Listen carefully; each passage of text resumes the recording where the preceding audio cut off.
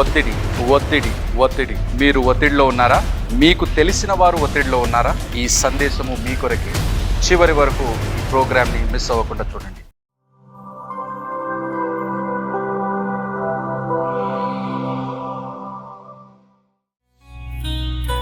This is the hill of blessings.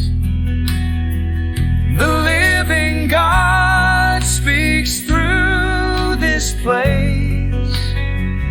This is the right time to come to Him, to witness His wonderful grace. Holy, holy is the God. వీక్షిస్తున్న మా ప్రియులందరికీ ప్రభు పేరిట వందనాలు చెల్లిస్తున్నాను. నా పేరు Reverend Abhishek, presbyter in charge Apostolic Prayer Tower, Swarnagiri colony, Jodimetla, Hyderabad. మిమ్మల్ని ఆశీర్వాదపు కొండ అనే ఈ ధారావాహికకు ప్రేమపూర్వకంగా ఆహ్వానిస్తున్నాం. ఈ కార్యక్రమం వీక్షిస్తున్నప్పుడు దేవుని ఆత్మ మనతో ఉన్నదని, దేవుడు మన మధ్యలో సంచరిస్తున్నాడని, మనము ఆయనను ఆరాధించే సమయంలో ఆత్మతో సత్యముతో ఆరాధించుటకు చక్కని స్తుతి గీతాలతో దేవుని నామాన్ని ఘనపరుస్తూ, ఆయన వాక్యాన్ని చక్కగా ధ్యానిస్తూ, ఆయన అనుగ్రహిస్తున్న దీవెనలు పొందుకుంటూ ముందు కొనసాగబడదాం. ఎక్కువ ఆలస్యము చేయకుండా ఈ కార్యక్రమంలో ముందు కొనసాగబడదామా? దినమెల్ల నీ చేతులు చాపి నీ కౌగిలిలో కాపాడుచుంటివే. దినమెల్ల నీ చేతులు చాపి నీ కౌగిలిలో కాపాడుచుంటివే. నీ ప్రేమ, నీ జాలి, నీ కరుణకై నా పూర్ణ హృదయముతో సన్నుతింతును. నీ ప్రేమ, నీ జాలి, నీ కరుణకై నా పూర్ణ హృదయముతో సన్నుతింతును. నీ ప్రేమకై ఆరాధనా, నీ జాలికై ఆరాధనా, నీ ప్రేమకై ఆరాధనా. ఒక మధురమైన స్తుతి గీతము పాడుకునే అవకాశం దేవుడు మనకు అనుగ్రహించిన విధానానికై దేవునికి ఎంతో వందనాలు చెల్లిస్తున్నాం. ఈ సమయమందు దేవుని యొక్క వాక్యాన్ని వినడానికి మనమందరం సిద్ధపడుతుండగా, మన పరిశుద్ధమైన గ్రంథము, ఒక చక్కని పుస్తకము పక్కన పెట్టుకొని ఆయన వాక్యాన్ని శ్రద్ధగా మనము ధ్యానించగలుగుదాం. దేవుని సన్నిధానంలో యథార్థంగా ముందు కొనసాగబడదాం. దేవుని వాక్యం కొరకు సిద్ధపడదాం. ఈనాటి వాక్య సందేశము అంశము ఒత్తిడి నుంచి విడుదల. ఒత్తిడి నుంచి విడుదల, డెలివరెన్స్ ఫ్రమ్ ద స్ట్రెస్ అనే అంశముతో దేవుడు ఈరోజు మనతో మాట్లాడడానికి ఇష్టపడుతున్నాడు. ఒత్తిడి పలు రకాలుగా ఉంటాయి. మన జీవితంలో శారీరకమైన ఒత్తిడి, మన జీవితంలో మానసికమైన ఒత్తిడి, లేదా శరీరము మానసిక ఒత్తిడి కలిపి మన జీవితంలో ఉంటుంది. ఉదాహరణకు కష్టపడే వారి జీవితంలో శారీరకమైన ఒత్తిడి ఉంటుంది, ఆలోచించే వారికి మానసికమైన ఒత్తిడి ఉంటుంది. ఒత్తిడి ఎలా వస్తుందో ఎలా పడుతుందో మనకు తెలియదు, కానీ ఎలా వచ్చినా దాని రిజల్ట్, ఫలితము ఒకటే. శరీరాన్ని కృంగదీయడము, శరీరాన్ని దారంలో నడిపింప చేయడము. ఒత్తిడిలో రెండు విషయాలు మనం ఈనాడు చూసుకోగలుగుదాం. ఒత్తిడి ఈనాటి సమాజంలో మనం చూసుకున్నట్లయితే, ప్రాముఖ్యంగా యవనస్తుల్లో మనం చూసుకున్నట్లయితే భయంకరమైన ఒత్తిడిలో వారు ఉంటారు. ఎస్పెషలీ 12 సంవత్సరాల నుంచి 19 సంవత్సరాలు ఉన్న వయసులో ఉన్న యవనస్తులలో మనం చూసినట్లయితే చదువు గురించిన ఒత్తిడి వారి జీవితంలో ఉంటుంది, చదువుకోవాలనే ఒత్తిడి వారి జీవితంలో ఉంటుంది, వారి భవిష్యత్తును గురించిన ఒత్తిడి వారి జీవితంలో ఉంటుంది. అనేక మాటల చేత వారిని ఒత్తిడిలో నడిపింపజేస్తారు. తాము ఒకరితో కంపేర్ చేసుకుంటూ ఒత్తిడిలో ఉండిపోతుంటున్నారు. దేవుడు ఈనాడు ప్రతి ఒక్కరితో మాట్లాడుతున్న మాట ఏంటితో తెలుసా? ఒత్తిడి నుంచి మీకు విడుదల కలగాలి. యవనస్తులు భయంకరమైన డెసిషన్స్ తీసుకుంటున్నారు. ఈనాడు కొన్ని వీడియోస్ చూస్తే చాలా భయం వేస్తుంది. అనేక యవనస్తులు తమ ప్రాణాల్ని తీసివేసుకుంటున్నారు. చిన్న విషయం కొరకు తాము మరణానికి అప్పచెప్పుకుంటున్నారు. భయంకరమైన పరిస్థితుల్లో పడిపోవడానికి ఇష్టపడుతున్నారు. దేవుడు ఈనాడు మీ అందరితో మాట్లాడుతున్న మాట, ఒత్తిడి నుంచి దేవుడు మీకు విడుదల దయచేయాలని ఇష్టపడుతున్నాడు. ఒత్తిడి నుంచి దేవుడు మీకు విడుదల దయచేస్తున్నాడు. ఈ మాట మీరు నమ్మాలని దేవుడు మీకు సెలవిస్తున్నాడు. ఒక మోటివేషనల్ స్పీకర్ ఇలాగూ మాట్లాడుతూ నేను విని ఉన్నాను. ఆ స్పీకర్ చెప్తున్న మాట ఏంటిదంటే, చిన్నపిల్లలు వారి ఒత్తిడిలో ఉన్నప్పుడు ఏడుపుతో వారి ఒత్తిడిని తీసేసుకుంటారు. తల్లిదండ్రుల దగ్గరకు వచ్చి ఏడవడం ద్వారా వారి ఒత్తిడిని వారు తీసేసుకుంటున్నారు. భార్యలు తమ భర్త కానీ తల్లిదండ్రులు కానీ వారి బంధువర్గాలలో వారి ఉన్న ఒత్తిడిని ఏడుపుతో తీసేసుకుంటున్నారు. మరి భర్తల విషయానికి వచ్చేసరికి వారు ఏడవలేరు, ఎవరితో పంచుకోలేరు. వారి ఒత్తిడి వారి హృదయంలో పెట్టుకుంటూ చాలా మంది గుండెపోటుతో మరణిస్తున్నారు. యవన దశలో ఉన్న చాలా మంది యవనస్తులు కూడా గుండెపోటుతో ఎందుకు మరణిస్తున్నారంటే వారి ఒత్తిడిని వారి జీవితంలో పెట్టేసుకుంటున్నారు. ఎంత ఒత్తిడి మన జీవితంలో అంచిపెట్టుకుంటామో అంత భయంకరంగా మన జీవితము మారిపోతుంది. దేవుడు ఈనాడు మనందరితో సెలవిస్తున్న మాట ఏంటిదో తెలుసా? నీవు ఒత్తిడి నుంచి విడుదల పొందుకుంటున్నావు. ఈ మాట మీరు నమ్మాలి. ఒక దైవజనుడిని ఈ దేవుని గ్రంథం నుంచి మనం ఈరోజు ధ్యానించుకోబోతున్నాం. ఈ దైవజనుడు భయంకరమైన ఒత్తిడిలో ఉంటున్నాడు. ప్రాణ భయము అనే ఒత్తిడిలో ఈ దైవజనుడు ఉంటున్నాడు. దైవజనుడు అని ఎందుకు సంబోధిస్తున్నానో తెలుసా? ఈయన పేట్రియాక్ అని పిలుస్తాము. అంటే అబ్రహాము, ఇస్సాకు, యాకోబు వీళ్ళని పేట్రియాక్స్ అని పిలుస్తారు ఇంగ్లీష్ భాషలో. అంటే వీరికున్న ప్రాధాన్యత యూదుల్లో కానీ క్రైస్తవుల్లో కానీ మరి ఇతర మతస్థుల్లో కానీ ఎంతో గొప్పగా ఉంటుంది. ప్రాముఖ్యంగా మనం ఈనాడు ధ్యానిస్తున్న ఆ పేట్రియాక్ ఎవరు అంటే యాకోబు. యాకోబు గురించిన ఒక చిన్న మాటను మనము ధ్యానించుకోగలుగుదాం. తన జీవితంలో ఒక భయంకరమైన సంఘటన జరిగింది. ఆ సంఘటనలో ఆ ఒత్తిడిలో ఆయన చేస్తున్న కార్యం ఏంటిదో మనం ఈనాడు చూసుకోగలుగుదాం. ఆదికాండము 32వ అధ్యాయము 7వ వచనంలో మనం చూసినట్లయితే ఆదికాండము 32వ అధ్యాయము 7వ వచనంలో యాకోబు మిక్కిలి భయపడి తొందరపడి, యాకోబు మిక్కిలి భయపడి తొందరపడి అనే మాట అక్కడ రాయబడి ఉంది. ఎందుకు రాయబడి ఉంది అని మనం ఆలోచిస్తున్నట్లయితే యాకోబు తన భార్యలతో కలిసి పిల్లలతో కలిసి తనకున్న సంపదతో కలిసి తన స్వదేశానికి రావాలని ఇష్టపడుతున్న సమయంలో ఆయనను ఒక విచిత్రమైన కార్యము తన జీవితంలో జరిగింది. ఏంటిది అని నన్ను అడిగినట్లయితే తనను దర్శించడానికి దేవదూతలు ఆయన యొద్దకు వచ్చిన్నారు. ప్రపంచంలో ఎవరైనా మార్గమధ్యంలో వెళ్తున్నప్పుడు దేవదూతలు దర్శించడానికి వస్తున్నారు అంటే 2 కారణాలు ఉండవచ్చు.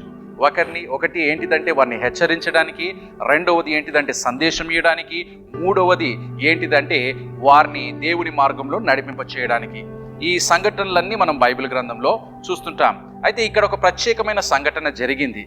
దేవదూతలు ఈయన దగ్గరకు వచ్చినారు కానీ ఎటువంటి సందేశము లేదు, కేవలము దర్శించడానికి వచ్చినట్టు మనం చూస్తున్నాం. 32వ అధ్యాయం 1వ వచనంలో చూసినట్లయితే యాకోబు తన త్రోవలో వెళ్ళుచుండగా దేవదూతలు అతన్ని ఎదుర్కొనిరి.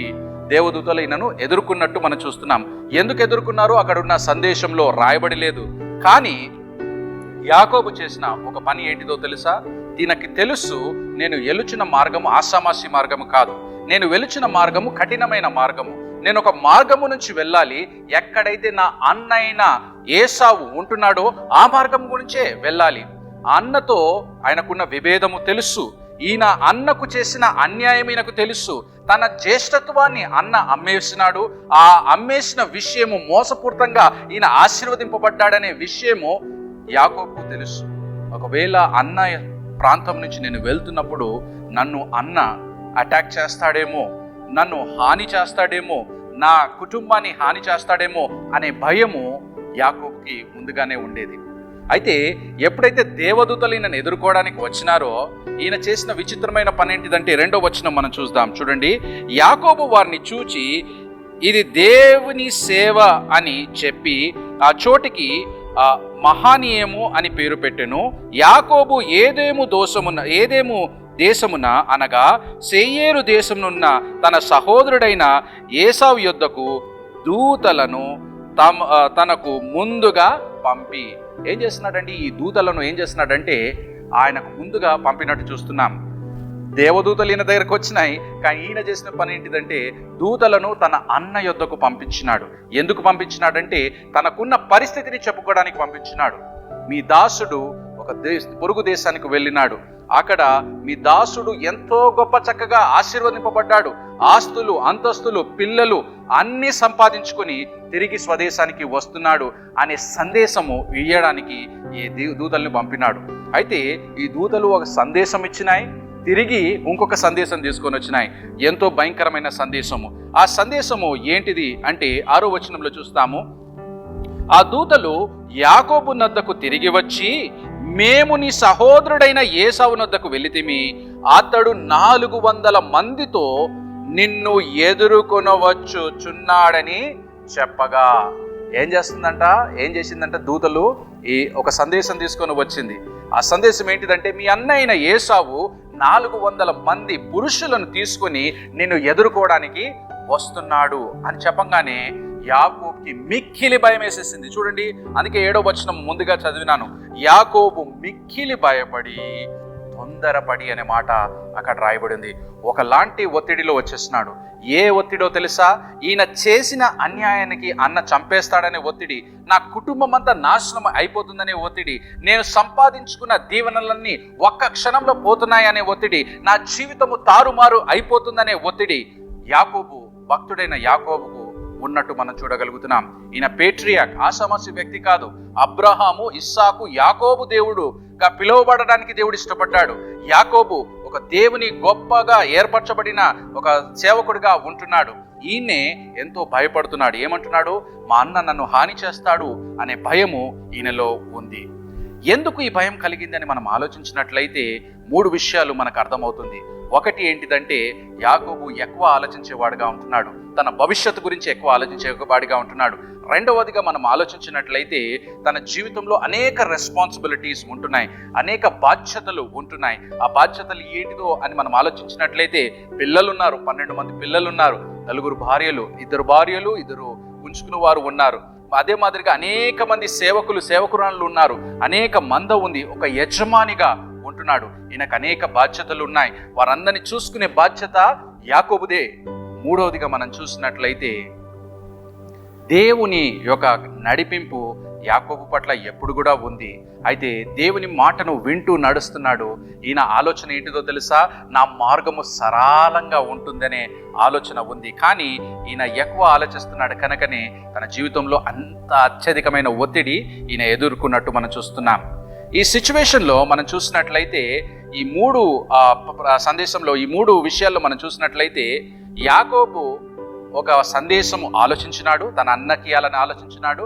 రెండవదిగా దేవదూతలతో ఆ సందేశం పంపించినాడు. మూడవదిగా ఈయన ఒక సందేశం పొందుకున్నాడు. 3 విషయాలలో సందేశం మాత్రము కామన్. అవునా? 3 విషయాల్లో సందేశం మాత్రము కామన్. అయితే యాకోబుడు ఎందుకు ఒత్తిడిలో ఉన్నాడు అని మనము చాలా లోతుగా ఆలోచించినట్లయితే తన అన్నకు చేసిన అన్యాయము ఈయనకు తెలుసు, ఈయన యజమాని అని ఈయనకు తెలుసు. మరొకసారి ఆయన అన్ననే ఈయనకు గొప్ప హాని చేస్తాడనే భావన ఈయనలో ఉన్నట్టు మనకి కనిపిస్తుంది. ఇట్లాంటి పరిస్థితుల్లోనే మనం కూడా ఉంటున్నాం. అనేక విషయాల్లో మనం ఒత్తిడికి గురవుతుంటాం. అనేక విషయాలు మన చేతుల్లో నుంచి మనం హ్యాండిల్ చేయలేము. అనేక విషయాలు మనల్ని పట్టి పీడిస్తుంటాయి. ఏ డెసిషన్స్ తీసుకోవాలో, ఏ నిర్ణయాలు తీసుకోవాలో సరైన నిర్ణయం తీసుకోలేము. భయంకరమైన ఆలోచనలు ఒత్తిడిలో ఉన్నప్పుడు కలుగుతుంది. ఏం చేయాలో తెలియని పరిస్థితి మన జీవితంలో ఉంటుంది. అయితే దేవుడు ఈనాడు మనతో మాట్లాడు 3 విషయాలు, మరి ఈ సందేశంలో నేర్చుకోవాల్సిన 3 విషయాలు మనము ఈనాడు నేర్చుకుందాం. 3 విషయాలు నేర్చుకుందాం. యాకోబు నేర్పిస్తున్న 3 పాఠాలు ఏంటిదంటే, మొట్టమొదటి పాఠము, దేవదూతలు నన్ను దర్శించినాయి. దేవదూతలు దర్శించినాయి అంటే ఆషామాషి విషయం కాదు. ఈయన విశ్వాసములో నాటబడ్డాడు. రెండవదిగా మనం చూసినట్లయితే ఈయన వాగ్దానాలను జ్ఞాపకం చేసుకున్నాడు. మూడవదిగా మనం చూసినట్లయితే ఆ ఒత్తిడి ఎంతున్నా సరే ఆ సమస్యను ఎదుర్కోవడానికి ఈయన ఇష్టపడ్డాడు. 3 విషయాలు. నీ ఒత్తిడిని నువ్వు జయించాలి అంటే ఈనాడు ఈ 3 విషయాలు మనకి చాలా అవసరము. నీకు నాకు అనేక ఒత్తిళ్ళు ఉండవచ్చు. నీ ఒత్తిడి నుంచి మనం జయం పొందుకోవాలంటే ఈ 3 విషయాలు చాలా అవసరం. మొట్టమొదటి విషయం మనం చూసినట్లయితే విశ్వాసములో నాటబడ్డాడు. విశ్వాసంలో నాటబడ్డము అంటే ఏంటిది అని మనం ఆలోచించినట్లయితే ఎవరిని పడితే వారిని దేవదూతలు దర్శించలేదండి. ఎవరిని పడితే వారిని దేవదూతలు వచ్చి దర్శించి మరి మార్గము చూపించలేదు. దేవదూతల సందేశము తీసుకొని రాలేదు. ఇక్కడ జరిగిన సంగతి ఏంటిదంటే దేవదూతలే ఈయన యొద్దకు వచ్చింది, దేవదూతలే ఈ సందేశము ఏసావు దగ్గర తీసుకెళ్ళింది, దేవదూతలే ఆ సందేశము మరీ తిరిగి యాకోబు దగ్గర తీసుకుని వచ్చింది. ఒకసారి ఆలోచించండి, దేవదూతలు వచ్చి దర్శించింది అంటే ఈయన గుర్తుపట్టాడంటే ఎంత గొప్ప విషయమో చూడండి. సామాన్యంగా దేవదూతల్ని మనం చూడము, కానీ ఈ భక్తుడు చూస్తున్నాడు, తన జీవితంలో ఎదుర్కొన్నాడు. తన భక్తి జీవితము ఎంత విశ్వాసంలో నాటబడి ఉందంటే దేవుణ్ణి ఏదైతే అడుగుతున్నాడో ఈయన పొందుకుంటున్నాడు. భయంకరమైన పాపము ఈయన చేసినాడు, తన అన్నకు అన్యాయం చేసినాడు, అన్యాయంగా ఆశీర్వాదం పొందుకున్నాడు. అవన్నీ దేవుడు గమనిస్తున్నాడు. ఈయన జీవితంలో కావాల్సిన ఆ శిక్షను ఈయన అనుభవించినాడు. ఎట్లయితే మోసం చేసినాడో అదే రీతిగా మోసపోయినాడు. తన జీవితంలో నష్టాలు చూస్తున్నాడు, విలువైన సమయం కోల్పోయినాడు. అయినా సరే దేవుని యందు విశ్వాసంలో నుంచి ఈయన కోల్పోలేదండి. ఈనాడు మనం నేర్చుకోవాల్సిన విషయం ఏంటిదో తెలుసా? మనము విశ్వాసంలో నాటబడి ఉండాలి. మనం ఒత్తిడిని జయించాలి అంటే విశ్వాసంలో నాటబడి ఉండాలి. విశ్వాసము లేకుండా ఏ విషయం మన జీవితంలో జరగదు. కొలస్సీలకు రాసిన పత్రిక 2వ అధ్యాయము 7వ వచనంలో ఇలాగ రాయబడింది, నీవు విశ్వాసములో నాటబడి ఉండాలి. నీవు విశ్వాసంలో ఎప్పుడైతే నాటబడి ఉంటావో ఫలము అంత బలంగా అనుభవించగలుగుతావు. ఎంత చక్కగా విశ్వాసంలో నాటబడతావో అంత చక్కని ఫలము నీ జీవితంలో అనుభవించగలుగుతావు. విశ్వాసంలో నాటబడడం అంటే ఏంటిదండి అని నన్ను ప్రశ్న వేయవచ్చు. విశ్వాసము అంటే అదృశ్యమైన దానిని నువ్వు చూడడము, అదృశ్యమైన దానిని పొంది ఉన్నావని నమ్మడము, అదృశ్యమైన కార్యాలు నీ జీవితంలో జరుగుతున్నాయని నమ్మడాన్ని విశ్వాసంగా మనం పిలుస్తున్నాం. దేవుడు ఖచ్చితంగా నీ జీవితంలో అటు కార్యం చేయడానికి ఆయన ఇష్టపడుతున్నాడు. ఏ కార్యము? నీ ఒత్తిడి నుంచి నువ్వు విడుదల పొందుకోవాలి అంటే ముందుగా దేవుని ఆశ్రయించాలి, ఆయన యందు విశ్వసించాలి. దేవుడు తప్ప నా జీవితాన్ని ఎవ్వరు కూడా మార్చలేరనే విశ్వాసము మనము కలిగి ఉండాలి. కీర్తనలు 92:13 ఇలాగ రాయబడి ఉంది, క్రీస్తునందు విశ్వాసము, దేవుని యందు నాటబడిన వారమైతే దేవుని యందు బహుచక్కగా ఫలిస్తాము అని రాయబడి ఉంది. దేవుని యందు నాటబడిన వారమైతే దేవుని యందే ఫలిస్తామని రాయబడి ఉంది. ఎంత చక్కగా దేవుడు సెలవిస్తున్నాడో చూడండి. నీవు విశ్వాసంలో నాటబడి ఉన్నట్లయితే దేవుడే తన సహాయాన్ని పంపేవాడుగా ఉంటాడు కదా. యేసుక్రీస్తు వారిని ఆ కొండ మీదకి తీసుకువెళ్ళి మరి అపవాది శోధనిస్తున్న సమయంలో ఇక్కడి నుంచి నేను పడవేస్తాను అంటున్న సమయంలో మరి ఆ అపవాది చెప్తున్న మాట, ఏ గాయము నీకు కాలకు తగలనీయకుండా నీ చుట్టూ దేవదూతలతో కంచె వేస్తామనే వాగ్దానము నీ పట్ల ఉంది కదా అన్నప్పుడు, శోధకుడా నీ ప్రభు అయిన యేసును, ప్రభు అయిన దేవుణ్ణి నువ్వు శోధించకుము అని యేసు ప్రభు చెప్తున్న సందేశాన్ని మనం జ్ఞాపకం చేసుకోగలుగుతాం. తన సేవకులను, తన విశ్వాసులను ఆయన కాచి కాపాడే దేవుడిగా ఉంటున్నాడండి. మీరు ఎంత విశ్వాసంతో నాటబడి ఉంటారో దేవదూతలు సహితము మీకు లోబడి జీవించేదిగా ఉంటుంది. మీరు దేవదూతలకు ఆజ్ఞ ఇచ్చే అధికారము దేవుడు మీకు అనుగ్రహిస్తాడు. యాకోబు భక్తుడు అదే రీతిగా చేసినట్టు మనం చూడగలుగుతున్నాం. రెండవదిగా మనం చూసినట్లయితే యాకోబు భక్తుడు తనకిచ్చిన వాగ్దానాన్ని రిసైట్ చేస్తున్నాడు, జ్ఞాపకం చేసుకుంటున్నాడు. ఒక మాట మనం చదువుకుందాం చూడండి. 9-11 వచనాలలో ఇలాగ రాయబడింది, అప్పుడు యాకోబు నా తండ్రి అయిన అబ్రహాము దేవా, నా తండ్రి అయిన ఇస్సాకు దేవా, నీ దేశమునకు నీ బంధువుల యొద్దకు తిరిగి వెళ్ళుము, నీకు మేలు చేసేదనని నీతో చెప్పిన యెహోవా, నీవు నీ సేవకుని చేసిన సమస్తమైన ఉపకారములను సమస్తమైన సత్యమునకును అపాత్రుడను ఎట్లనగా నా చేతి కర్రతో మాత్రమే ఈ యోర్దాను దాటించితిని. ఇప్పుడు నేను 2 గుంపులైతిని. నా సహోదరుడైన ఏసావు చేతి నుండి దయచేసి నన్ను తప్పించుము. అతడు వచ్చి పిల్లలతో తల్లిని నన్ను చంపినేమో అని అతనికి భయపడుచున్నాను. నీవు నేను నీకు తోడై నిశ్చయముగా మేలు చేయుచు విస్తారము అగుట వలన లెక్కింపలేని సముద్రపు ఇసుక వలె నీ సంతానము విస్తరింప చేయుదునని సెలవిచ్చితిని అనేను. ఇక్కడ యాకోబు చేస్తున్న గొప్ప విషయం ఏంటిదో తెలుసా? తనకు ఇచ్చిన వాగ్దానాన్ని ఆయన జ్ఞాపకం చేసుకుంటున్నాడు. అనేక వాగ్దానాలు మన జీవితంలో మనము పొందుకుంటుంటాం. దినదినము దేవుడు మనతో మాట్లాడుతున్న సమయంలో వాగ్దానాలు పొందుకుంటాం. ఒత్తిడిలో ఉన్న సమయంలో ఒక్క వాక్యం కూడా మనం జ్ఞాపకం చేసుకోము. దేవుడు ముందుగానే మనకు విడుదల దయచేస్తున్నాడు. ప్రతి ఒత్తిడి నుంచి విడుదల దయచేస్తున్నాడు. ప్రయాసపడి భారం మోసుకొని వచ్చిన సమస్త జనులారా నా యొద్దకు రండి, నేను మీకు విశ్రాంతి కలుగజేస్తానని దేవుడు ముందుగానే సెలవిచ్చున్నాడు. నీవు ఒత్తిడిని మరి క్యారీ చేస్తూ మోసుకొని వెళ్తూ నీ జీవితాన్ని నేను నాశనం చేసుకునే వారంగా ఉంటున్నాం. దేవుడు ఈనాడు సెలవిస్తున్న మాట, దేవుని యొక్క వాగ్దానాలను నువ్వు జ్ఞాపకం చేసుకోవాలి. ఎప్పుడైతే వాగ్దానాలను ప్రార్థన పూర్వకంగా జ్ఞాపకం చేసుకుంటావో నీ జీవితము మారబడేదిగా ఉంటుంది. ఆ ఒత్తిడి నుంచి సంపూర్ణమైన విడుదల దేవుడు దయచేసేవాడుగా ఉంటాడు. ఇక్కడ కింద వచనాలు మనం అంతా చూసుకున్నట్లయితే ఖచ్చితంగా దేవుడు మరి యాకోబు జీవితాన్ని మార్చినట్టు మనం చూడగలుగుతున్నాం. ఎందుకు మార్చినాడండి అని మనం ఆలోచించినట్లయితే, మొట్టమొదటిగా విశ్వాసంలో నాటబడి ఉన్నాడు. రెండవదిగా మనం చూసినట్లయితే దేవుని సన్నిధానంలో ప్రార్థన చేస్తున్నాడు. ఎట్లాంటి ప్రార్థన? తనకి ఇచ్చిన వాగ్దానాన్ని ఎత్తిపట్టుకుంటూ ఆ వాగ్దానాన్ని జ్ఞాపకం చేసుకున్నాడు. దేవుని సన్నిధానంలో, దేవా నీవు నాకు ఈ వాగ్దానం ఇచ్చావయ్యా, ఈ వాగ్దానం నెరవేర్చు తండ్రి అని చెప్పేసి ప్రార్థన చేసుకోగలుగుతున్నాడు. నీవు నేను చేయాల్సిన పని అదే. మనకిచ్చిన వాగ్దానాన్ని ఎత్తిపట్టుకుందాము. దేవుని సన్నిధానంలో, దేవా నీవు తప్ప ఈ సమస్య నుంచి నన్ను ఎవ్వరు బయటికి తీసుకొని రాలేరయ్యా అనే వాగ్దానము ఎత్తిపట్టుకుందాం. ఖచ్చితమైన కార్యము మన జీవితంలో మనం చూడగలుగుతాం. మూడవదిగా అతి ప్రాముఖ్యమైన విషయం మనం చూడగలుగుతున్నాం.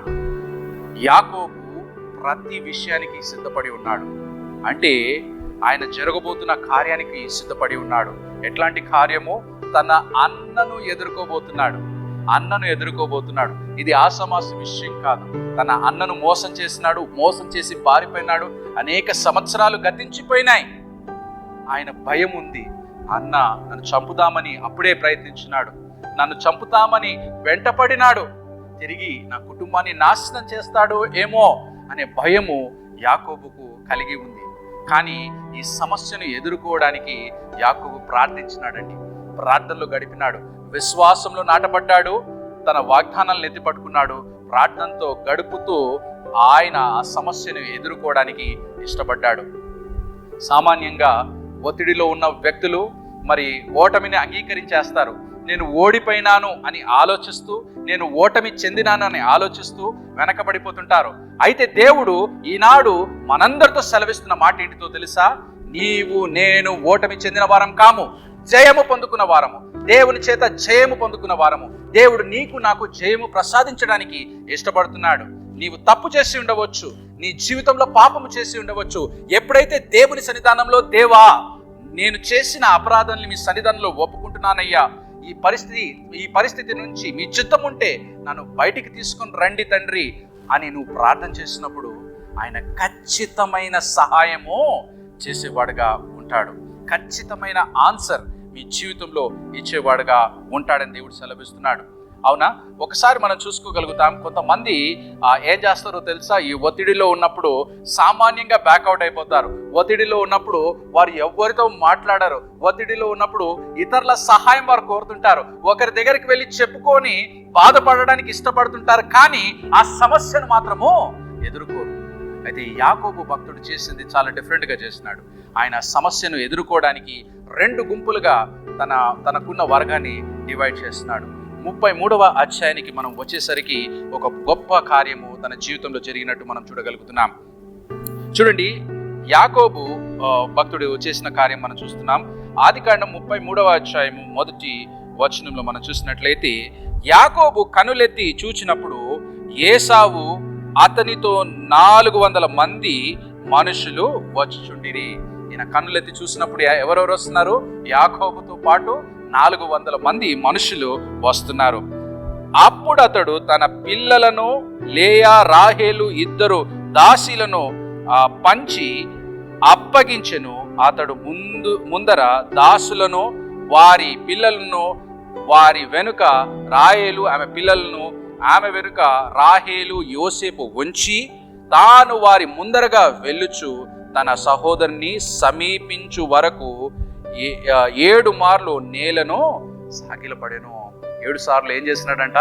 సాగిలపడ్డాడు. ఒక ప్రణాళిక వేసుకున్నాడు. ఎవరెవరు ముందుండాలి, ఎవరెవరు వెనక ఉండాలి అని ప్రణాళిక వేసుకున్నాడు. ఈయన ప్రణాళికలు ఎన్నున్నా ఉండవచ్చు.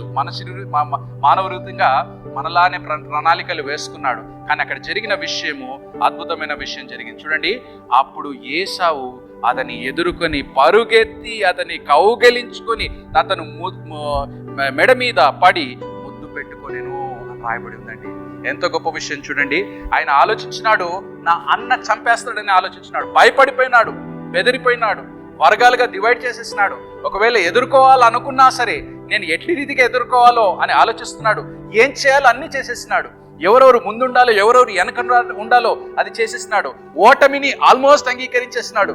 7 సార్లు మోకరిల్లి తన అన్న ముందు మోకరిల్లినాడు. కానీ తన అన్న చేసిన విషయం ఏంటిదంటే పరిగెత్తుకొని వచ్చి తన మెడ మీద ముద్దు పెట్టినాడు. ఎంత గొప్ప విషయం చూడండి, ఎంత గొప్ప కార్యము దేవుడు తన జీవితంలో చేస్తున్నాడో చూడండి.